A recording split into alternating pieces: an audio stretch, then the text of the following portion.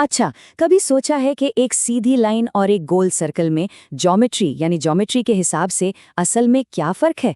आज हम खुली और बंद आकृतियों की इसी सरल लेकिन बहुत दिलचस्प दुनिया में गोता लगाएंगे। चलिए एक बहुत ही आसान सवाल से शुरू करते हैं। जरा सोचिए, एक रस्सी जो बस यूं ही पड़ी है और दूसरी जिसमें एक गांठ लगी है। ज्योमेट्री के हिसाब से इनमें क्या अंतर है? इसका जवाब जितना आसान है, यकीन मानिए उतना ही मजेदार भी। तो इसका जवाब एक बहुत ही सीधे साधे राज में छुपा है, और वो राज जुड़ा है किसी भी आकृति के शुरुआती और आखिरी सिरों से। यही वो चाबी है जिससे ये पूरा कॉन्सेप्ट खुल जाएगा।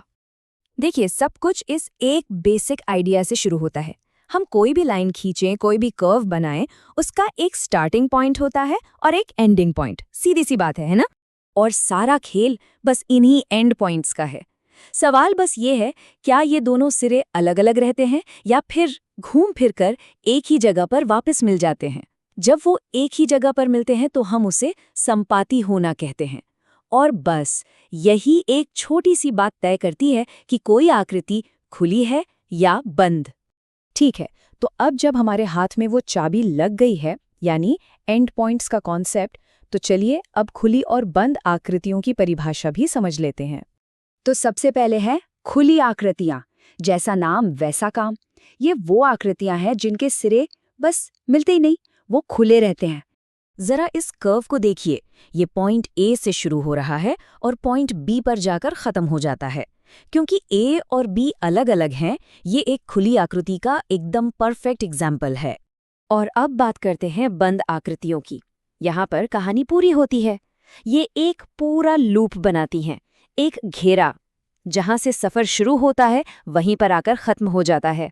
मतलब स्टार्टिंग और एंडिंग पॉइंट एक ही होते हैं।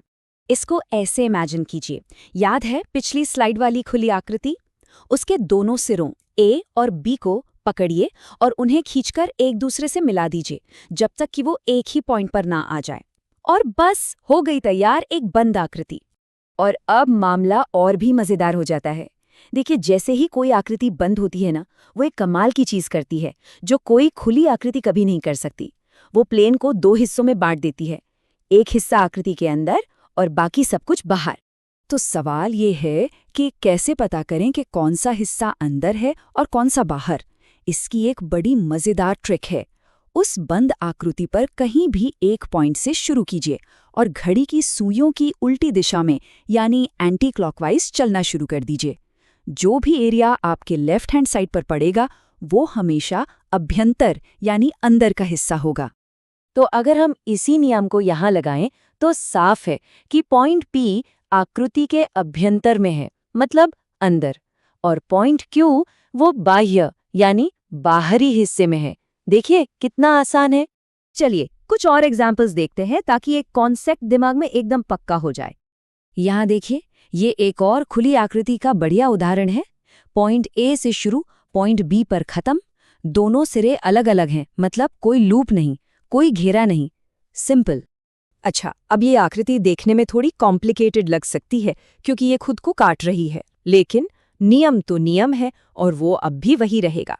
सफ़र पॉइंट A से शुरू हुआ और पूरा घूमकर वापस उसी जगह, जो अब पॉइंट E भी है, पर आकर खत्म हो गया। इसलिए ये क्या हुई? एक बंद आकृति। तो चलिए सब कुछ एक जगह समेट लेते हैं।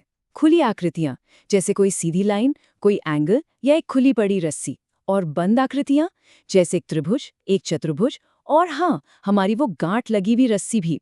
देखा, सारा खेल बस उन एंड पॉइंट्स का ही है। तो आखिर में बस एक बात याद रखनी है, एक गोल्डन रूल। अगर स्टार्टिंग और एंडिंग पॉइंट एक ही है तो आकृति बंद है। बस इतना ही सिंपल है। अब जरा एक काम कीजिए, अपने आसपास नजर दौड़ाइए। जो स्क्रीन सामने है वो कमरे का दरवाजा, खिड़की, दीवार पर टंगी घड़ी, कितनी सारी बंद आकृतियां हैं चारों तरफ। है ना कमाल की बात? एक बार जब इस नज़र से देखना शुरू किया जाता है तो ये हर जगह दिखेंगी, हमारी दुनिया को एक आकार, एक मतलब देते हुए।